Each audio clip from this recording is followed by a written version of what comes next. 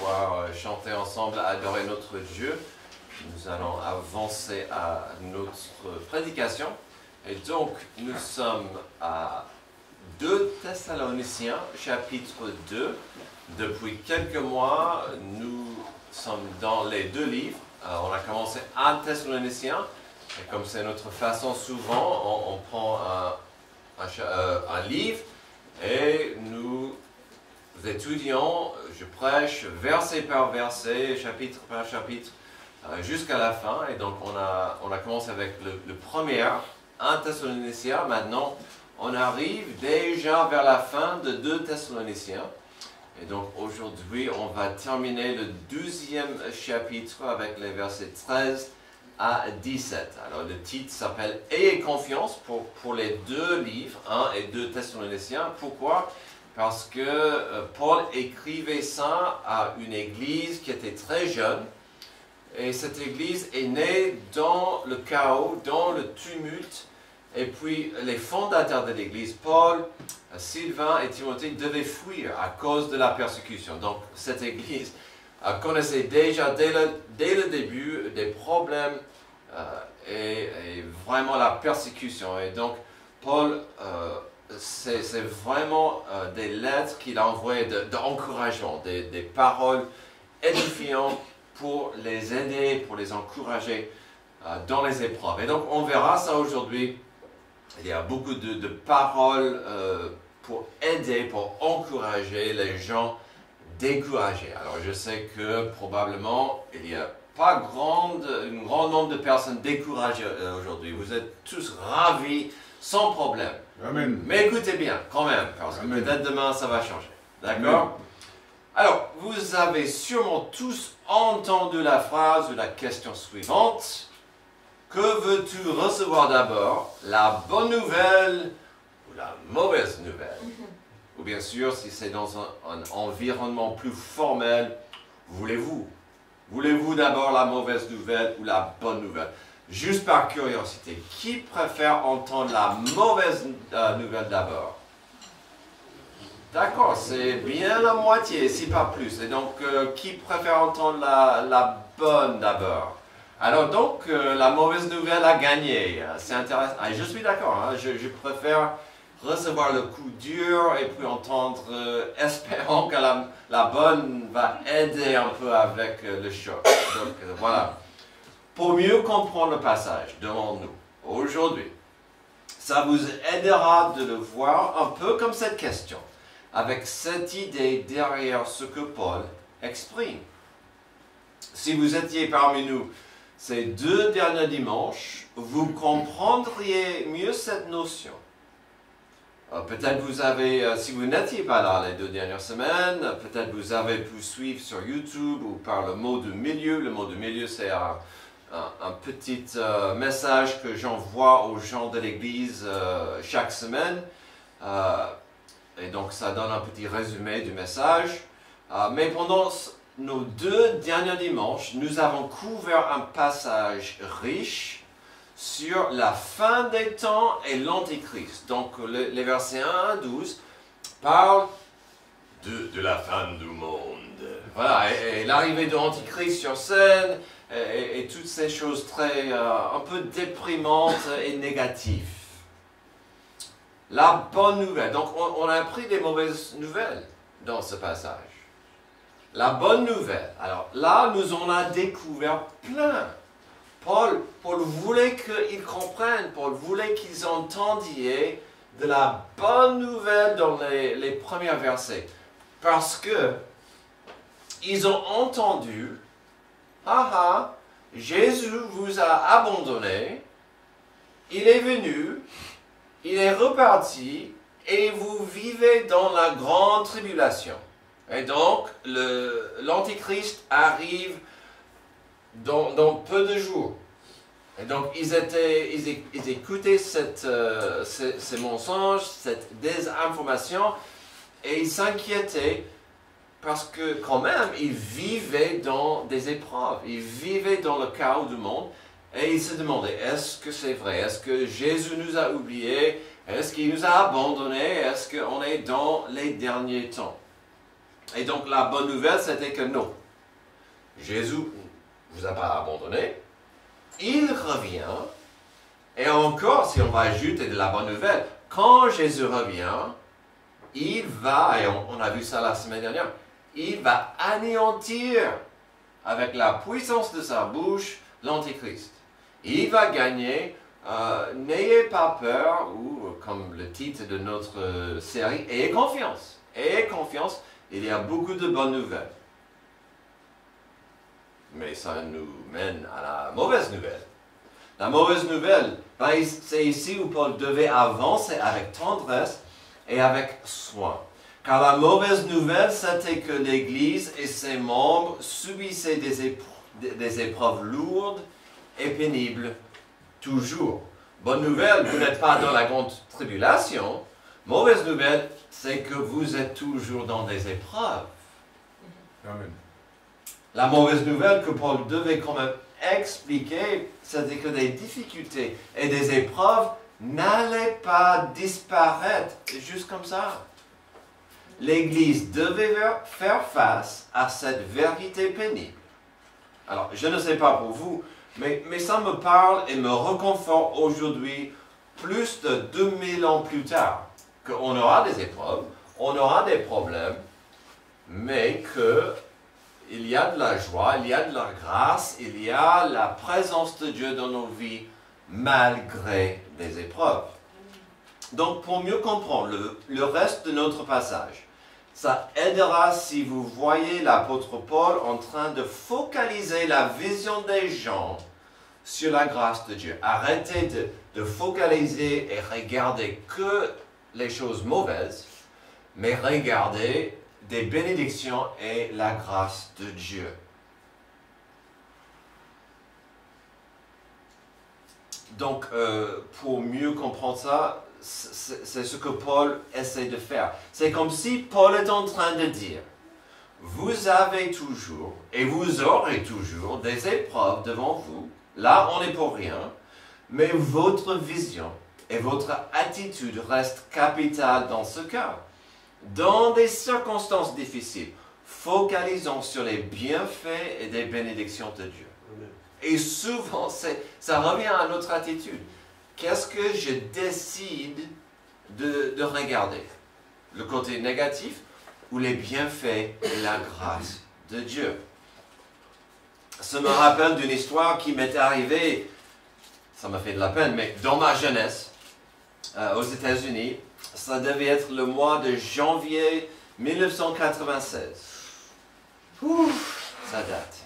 C'était pendant les vacances de Noël et j'allais commencer enfin dans quelques semaines, dans quelques jours, mon dernier semestre de la fac. Alléluia, j'étais prêt pour terminer mes études. Mais, ça c'est une autre histoire. Pendant les vacances de Noël, un bon ami à moi m'est venu. Andy disait, « Lance, j'ai une idée à te proposer. J'espère, je sais que cette idée va te plaire. » Vous voyez, depuis quelques mois, Andy était dans une relation très prometteuse avec une fille qui s'appelait Marie. J'ai fait le plaisir de rencontrer une Marie tout à l'heure. Alors, cette Marie-là, Marie et sa meilleure amie avec qui elle a grandi sont rentrées pour les vacances de Noël. Elles sont rentrées chez elle pour cette période, pour passer Noël en famille, mais elles devaient le faire en avion. Car ni l'une ni l'autre possédaient une voiture, puis c'était trop loin de toute façon.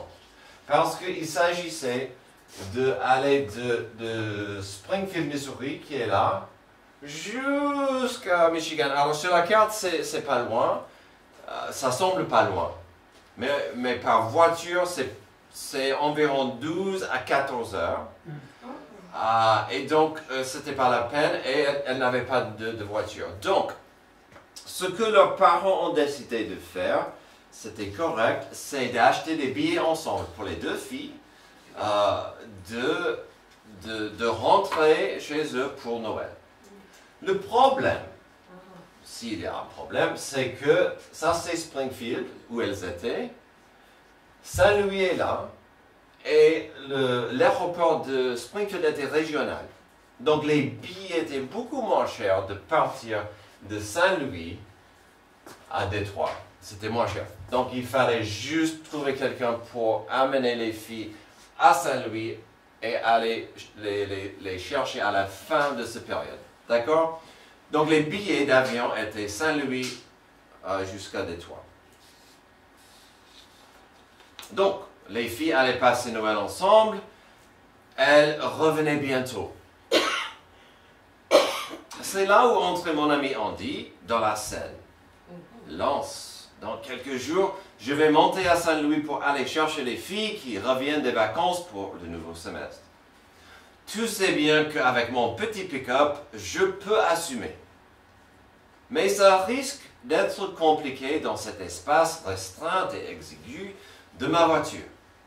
Alors, mon pick-up à moi était quasiment de la même taille que le sien, mais l'idée m'intriguait. Changement d'air, changement d'idée, un petit road trip pour une journée. Pourquoi pas? Le jour du départ arrivait et ce n'était pas promettant du tout.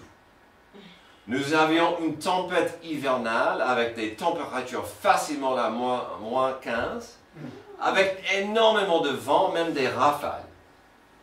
Entre cela et des endroits sur la route avec du verglas et de la neige, on s'est donné bien plus que les 3 heures habituelles pour aller de Springfield à Saint-Louis.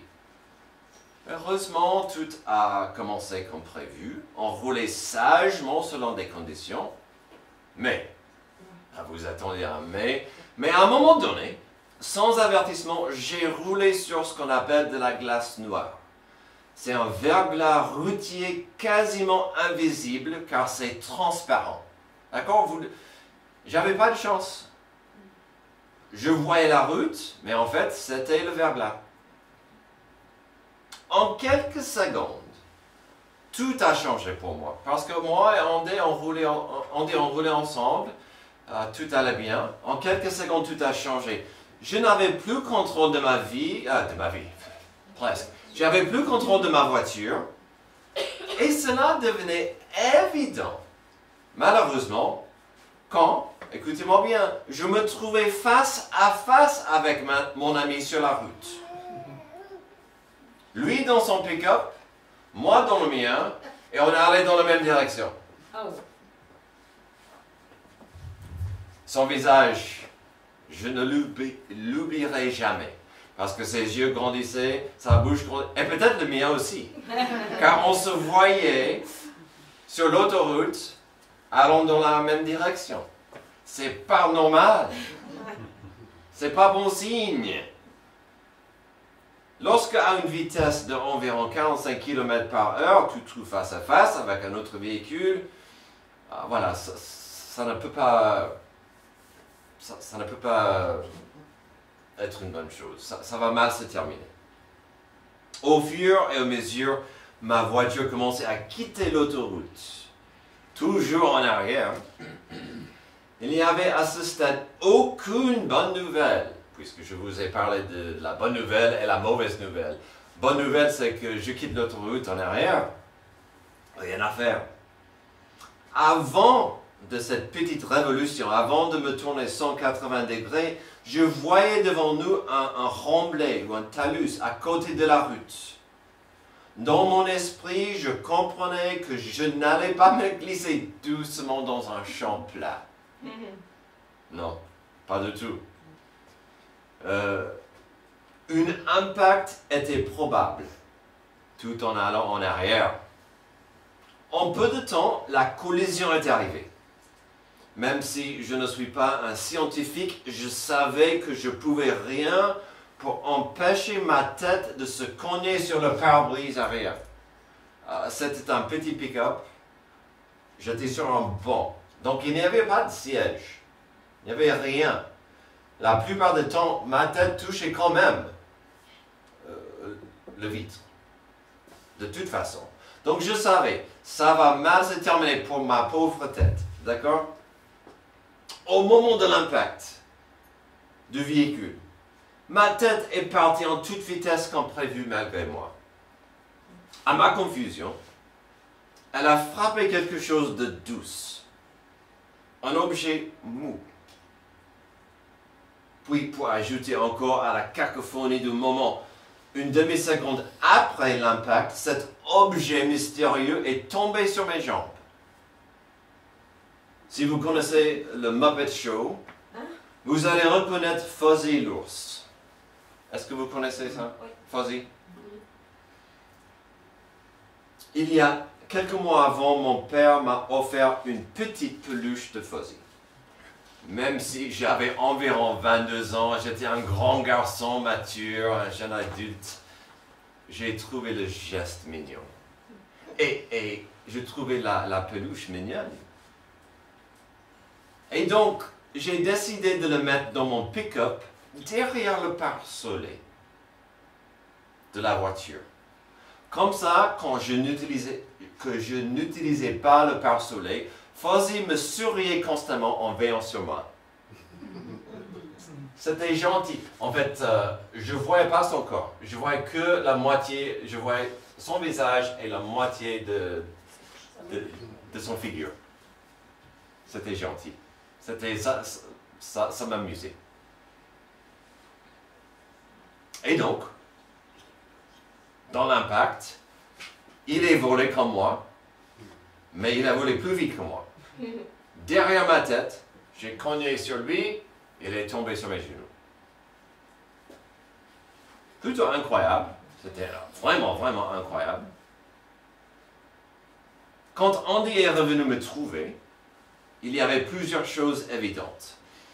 Il n'y avait rien que nous pouvions faire avec mon véhicule. C'était bien et belle coincé. Donc Andy devait me déposer dans un minable petit aire de repos pour qu'il continue notre mission de taxi. Tandis que moi, je devais, dans une cabine téléphonique bien sûr, contacter une dépanneuse, un camion remorque pour m'aider. Il avait quoi faire ce jour-là, donc je devais attendre. Mon assurance de véhicule était très basique, j'allais devoir payer moi-même pour son service. Il fallait attendre pour voir si le pick-up n'avait rien de grave malgré son apparence indemne. J'avais devant moi une épreuve et je risquais d'être découragé dans cette situation. Est-ce que cette histoire aura un happy ending? Une fin heureuse? Difficile à voir. De cette perspective, ça serait difficile. On verra ça à la fin et comment notre vision, notre perspective, notre focus avec Dieu dans la formule peut tout changer. Donc, quel espoir pouvait-on avoir face aux épreuves? On aura des épreuves, mais quel espoir pourrions-nous avoir avec Dieu dans la formule? Et si c'était une question de la vision spirituelle? N'oublions pas qu'ici, Paul va essayer d'encourager des gens avec des bonnes nouvelles, car ils en avaient besoin. Ils avaient besoin d'être encouragés. Ok, Dieu peut nous aider mieux dans une épreuve lorsqu'on focalise sur la provision de la grâce de Dieu. Verset 13. Quant à nous, frères et sœurs, bien-aimés du Seigneur, nous devons constamment dire à Dieu toute notre reconnaissance à votre sujet, parce que Dieu vous a choisi dès le commencement pour le salut, par la sainteté que procure l'Esprit et par la foi en la vérité. C'est à cela qu'il vous a appelé par notre évangile, pour que vous possédiez la gloire de notre Seigneur Jésus-Christ. Alors, notre thème est lourd, mais on verra que Dieu peut nous aider mieux dans une épreuve lorsqu'on focalise sur certaines choses. Avec le rythme et le flux de Paul dans les versets à venir, honnêtement, je voulais terminer le chapitre 3 aujourd'hui et je voulais même commencer le chapitre 4 aujourd'hui. Hélas, même si ça fait un outline correct, ça ferait trop d'informations. Sauf si on faisait un survol, et je déteste les survols. Donc, si vous voulez, notre prédication aujourd'hui sera que le premier point. Donc n'ayez pas peur si vers la fin du message, vous êtes en train de dire, oh mince, le pasteur n'est pas encore quitté le premier point. Aujourd'hui, c'est que le premier point, ok? Ça sera le premier point de l'outline et on verra que les versets 13 à 17. La semaine prochaine, on terminera le message avec ces 2 points et des premiers versets du chapitre 3. Nous revenons à notre point du jour. Dieu peut nous aider mieux dans une épreuve lorsqu'on focalise sur sa grâce. D'abord, il serait propice de commencer avec un rappel sur le mot grâce. Les versets 13 à 17 font un passage bien lié, bien tissé. Mais en même temps, le passage est tellement riche avec tant de bénédictions que c'était plus simple pour moi de faire de notre premier point la provision de la grâce. Puis d'éplucher et creuser pour découvrir certains niveaux de la richesse de cette grâce pour nous ici. Donc, la grâce peut avoir plusieurs formes. Elle peut se manifester en plusieurs domaines et circonstances. Mais à la base, c'est quoi la grâce? La grâce est la richesse ou la bénédiction de Dieu pour nous. Des richesses de Dieu pour nous que nous ne pouvons pas mériter. On ne peut pas mériter la grâce. C'est donné gratuitement par Dieu. Ça nous mène au plus grand cadeau de la grâce de Dieu. Pour la commencer avec le don de Dieu le plus merveilleux qui soit, le salut. Donc on verra, première chose sous la grâce, c'est le don du salut. Verset 13, quant à nous, frères et sœurs, bien-aimés du Seigneur, nous devons constamment dire à Dieu toute notre reconnaissance à votre sujet, parce que Dieu vous a choisi dès le commencement pour le salut. Paul commence cette partie des bonnes nouvelles avec sa reconnaissance. Déjà, c'est une bonne chose. Quand on voit la reconnaissance, il faut voir pourquoi quelqu'un serait reconnaissant. Pourquoi était-il, Paul, si reconnaissant à leur sujet? Déjà, il le dit, parce qu'ils étaient ses frères et ses sœurs. Le salut fait de nous des frères et des sœurs spirituels. J'ai un frère aujourd'hui italien, j'ai des frères français, j'ai des sœurs françaises, j'ai des frères et des sœurs africains ici aujourd'hui. Parce que on est sauvés dans la famille de Dieu, on est adoptés. Ils étaient, cette église, ces gens étaient adoptés par la grâce de Dieu dans sa famille par son salut. Nous utilisons le mot salut souvent, et c'est normal, c'est correct.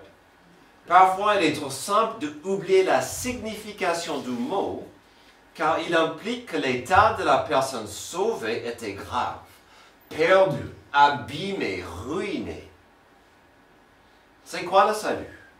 Peut-on le définir en peu de mots? Alors, j'en ai trouvé plusieurs, mais en voici une définition.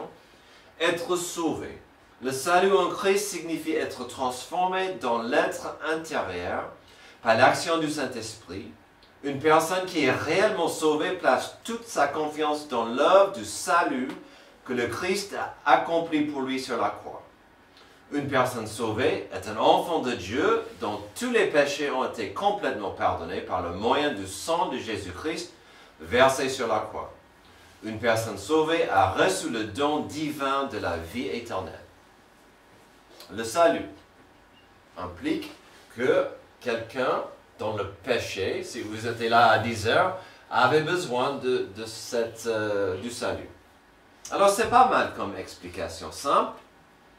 Puis on a déjà vu la notion de la bénédiction de l'adoption qui est là dans cette définition. Car il les appelle sans cesse ses frères et ses sœurs. Mais ne ratez pas non plus l'importance d'un autre aspect du salut que nous avons au verset 13. L'enfant adoptif de Dieu a été choisi par Dieu. Celui qui a reçu une nouvelle naissance spirituelle l'a reçu car Dieu l'a prédestiné d'en recevoir. Vous allez dire, tiens, donc, tu parles, pasteur, de la prédestination ici. Oui, et pourquoi pas? Car c'est ce que Paul est en train d'expliquer. N'oublions pas que l'on est en train de compter nos bénédictions.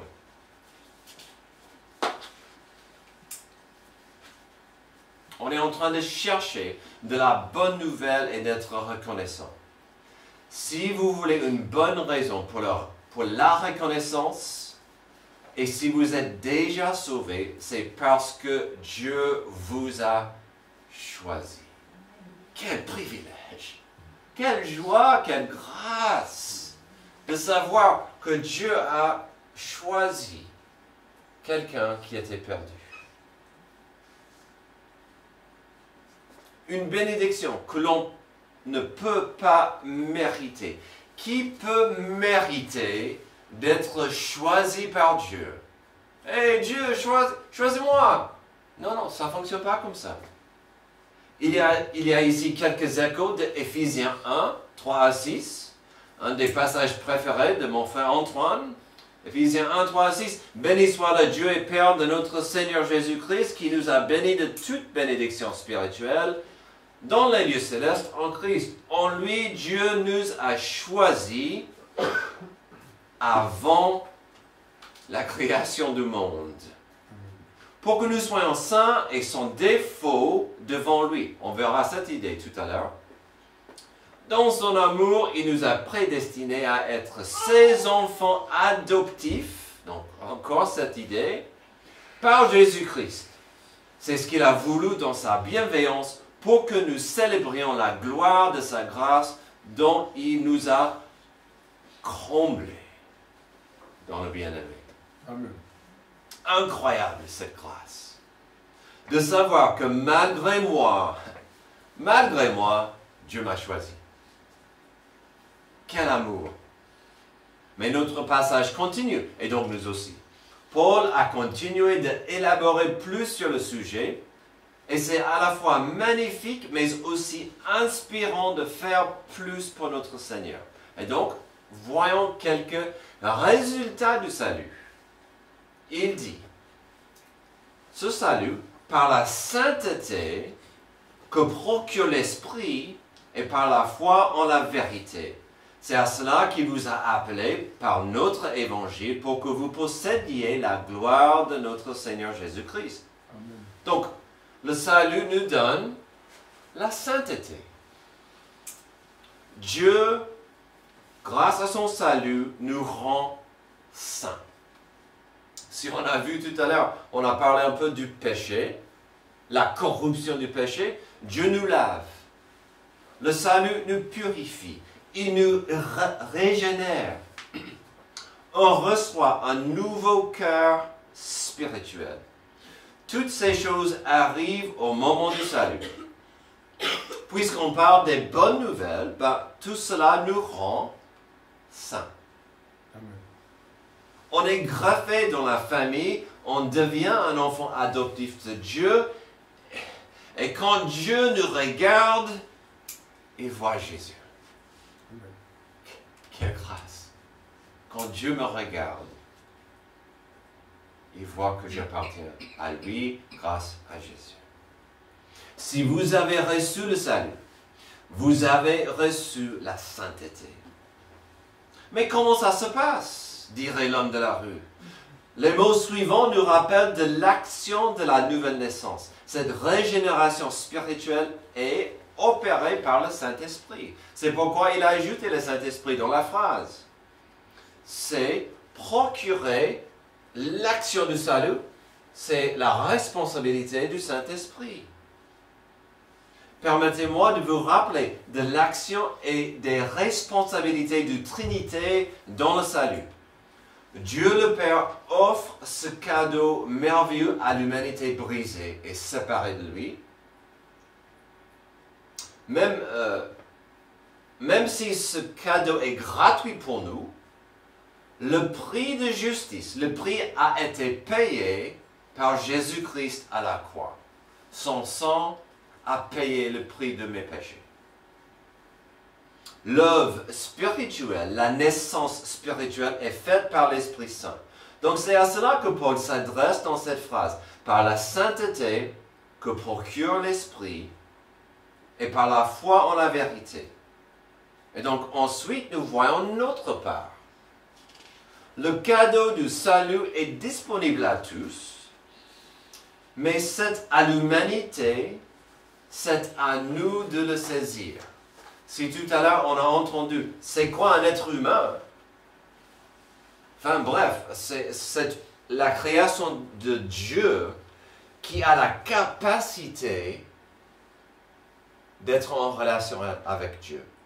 D'être en relation avec Dieu, de comprendre qu'il est là et de dire « je veux faire partie de ton plan ». D'avoir une conscience profonde de Dieu. Donc, notre part, le cadeau du salut est disponible à tous, c'est à nous de le saisir. Peut-on acheter le salut? Alors, s'il y avait un prix, les gens dépenseraient beaucoup pour acheter le salut. Amen. Peut-on mériter le salut par des bonnes œuvres? Il y en a beaucoup qui l'espèrent. Oh, je pense. Je pense que Dieu va me laisser dans le ciel parce que j'essaie de faire le bien. Et j'essaie d'éviter le mal. Et donc, oui, mes bonnes œuvres, j'espère, seront suffisantes.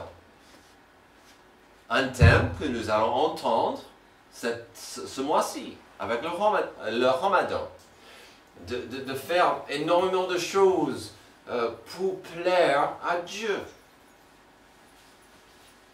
Est-ce que le salut peut s'acheter? Est-ce qu'on peut le mériter? Est-ce que ça peut arriver en disant des prières? Ou de faire quoi que ce soit? La réponse simple se trouve à la fin de la phrase. Le salut vient par la foi et on doit accepter la vérité. Il dit par la sainteté que procure l'Esprit, par la foi en la vérité. La vérité simple que Jésus a payé le prix. Lui seul est la clé. Ce n'étaient pas des mots légers lancés dans l'air lorsque Jésus a dit qu'il était le chemin, la vérité et la vie. Nul ne vient au Père que par lui. Donc notre responsabilité vis-à-vis du salut, c'est d'accepter par la foi ce que Jésus a fait et c'est lui qui a tout accompli. Je ne peux rien faire pour gagner le salut. Je dois simplement par la foi accepter ce que Jésus a fait. Il est mon sauveur. Et il veut me sauver. Continuons notre regard sur l'importance du salut et la richesse de cette grâce. Car si nous avons vu son importance, si nous avons vu qui nous l'offre et qui a payé le prix, et qui nous régénère et qui nous rend purs dans le salut, ben, à quoi bon? À quoi ça sert le salut? Que serait notre responsabilité dans tout ça? Voyons certaines responsabilités liées au salut. Verset 14, c'est à cela qu'il vous a appelé. N'oublions pas que Dieu vous appelle tout le temps, chaque jour, mais c'est à cela qu'il vous a appelé par notre évangile pour que vous possédiez la gloire de notre Seigneur Jésus-Christ. Nous avons vu cette idée dans le petit passage en Éphésiens. Le salut n'est pas qu'un billet pour éviter l'enfer et pour aller au ciel. Les enfants adoptifs de Dieu, des gens qui par la foi ont reçu le salut de Dieu, sont appelés, et ça dit par l'évangile, la bonne nouvelle, appelés à quoi? Appelés à quoi? Si vous êtes sauvés, qu'est-ce que Dieu vous appelle à faire? La parole en est claire dans plusieurs passages. Dieu nous sauve afin qu'avec cette nouvelle vie, on vit pour lui. Et que cette vie lui rende gloire.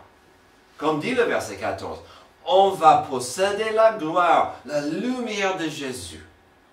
Avec cette lumière, on doit briller chaque jour pour Dieu.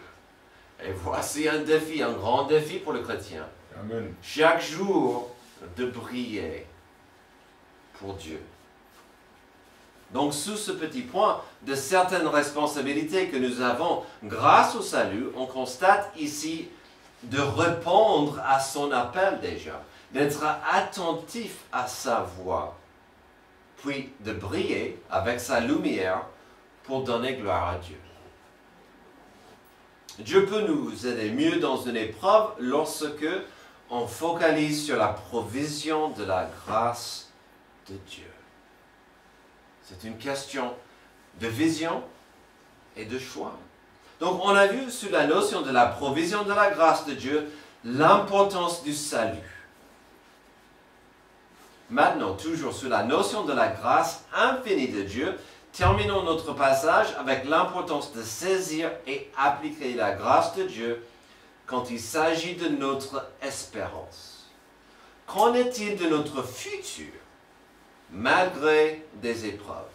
Donc, on voit la persévérance dans son espérance. Verset 15. Ainsi donc, frères et sœurs, tenez ferme et retenez les enseignements que nous vous avons transmis, soit oralement, soit par notre lettre. Que notre Seigneur Jésus-Christ lui-même et Dieu notre Père qui nous a aimés et qui nous a donné par sa grâce une consolation éternelle et une bonne espérance, encourageant votre cœur et vous affermissent dans toute bonne œuvre et dans toute bonne parole. Alors, il n'y a pas grand-chose à voir au verset 15, sauf un rappel important de vérifier notre information. Le verset 15 pour moi est intéressant parce qu'on a vu que c'était possible que l'Église a reçu une fausse lettre, signée par quelqu'un qui disait l'apôtre Paul, et ce n'était pas une vraie lettre. Ça, c'était possible. Mais qu'est-ce qu'il dit ici?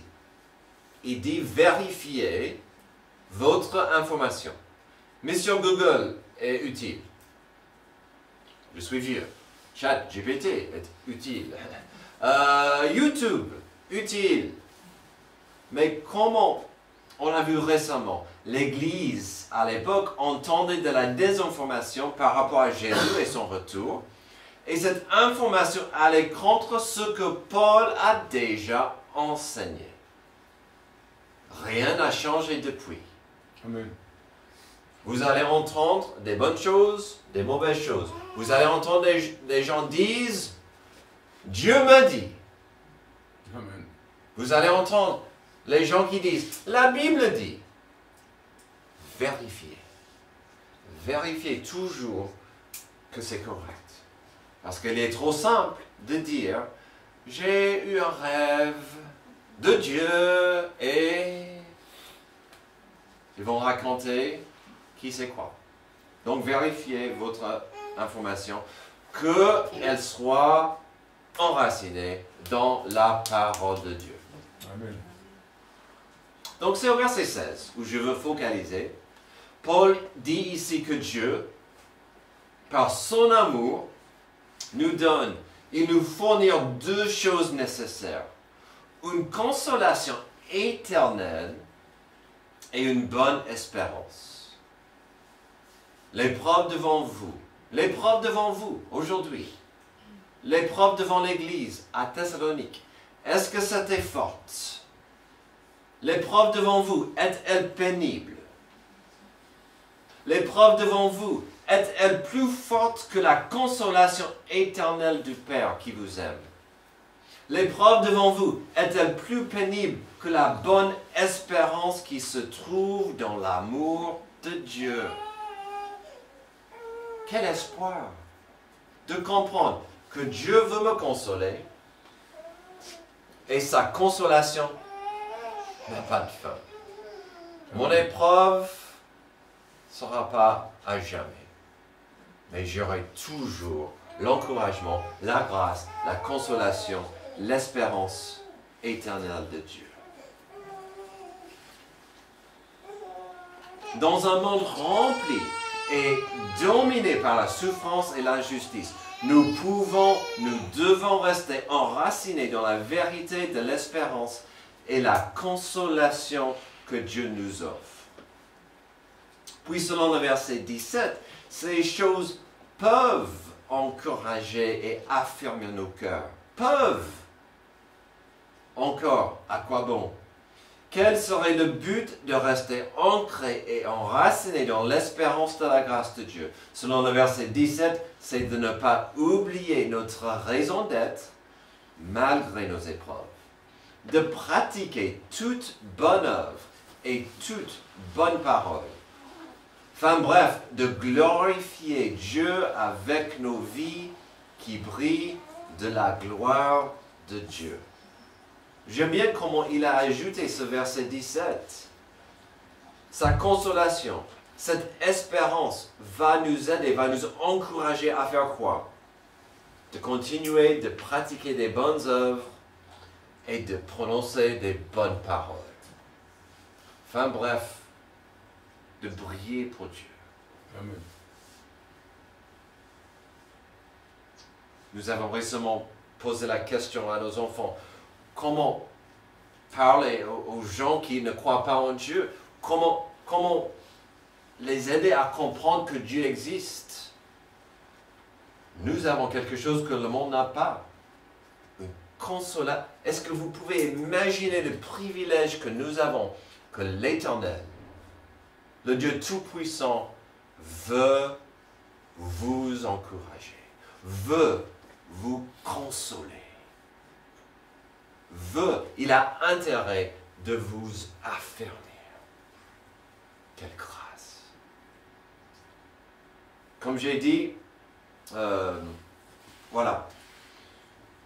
Avant de terminer notre prédication, j'aimerais terminer l'histoire que je vous ai commencée. Aujourd'hui, on est en train de voir l'importance de focaliser notre vision sur la grâce de Dieu dans la tempête, malgré les épreuves. Si on revient en 1996, ce jour-là, j'étais tenté d'être découragé, car plusieurs choses ont mal tourné. J'avais un accident de voiture. Elle m'a coûté des dollars précieux que j'avais à peine. Souvenez-vous de Andy et sa petite amie. Il y a un petit détail que j'ai omis tout à l'heure de cette histoire. Ce voyage planifié et prévu d'aller chercher Marie et sa meilleure amie m'intéressait tant car cette meilleure amie s'appelait Amy. Et j'étais fou de elle. J'étais amoureux comme c'est pas possible, mais, ah oui ce mot mais, j'étais fou d'elle. Je voulais tant que notre relation avance au prochain stade, mais elle n'était pas du tout intéressée à moi comme ça. Elle voulait rester amie. Elle voulait rester amie, mais pas plus que ça. On s'entendait très bien et parfois il y avait des signes qu'il y avait une consolation, une espérance. Alors peut-être vous comprenez mieux maintenant le plan de mon ami Andy, la stratégie et les motivations que nous avions. Quelle bonne idée que je passe quelques heures dans mon véhicule avec elle. Qui savait, peut-être enfin le déclic allait se passer dans mon pick-up, dans ce voyage. Comme j'ai dit, ce soir-là, je m'approchais à la frontière de découragement. Quelle journée gâchée!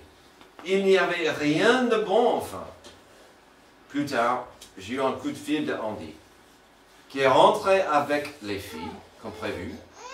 Après notre discussion, et qu'est-ce qu'il m'a dit? Mon ami, j'étais là à l'aéroport, les filles sont sorties, j'ai expliqué pourquoi j'étais seul. Elles étaient contentes que tu ailles bien, que tu n'as rien.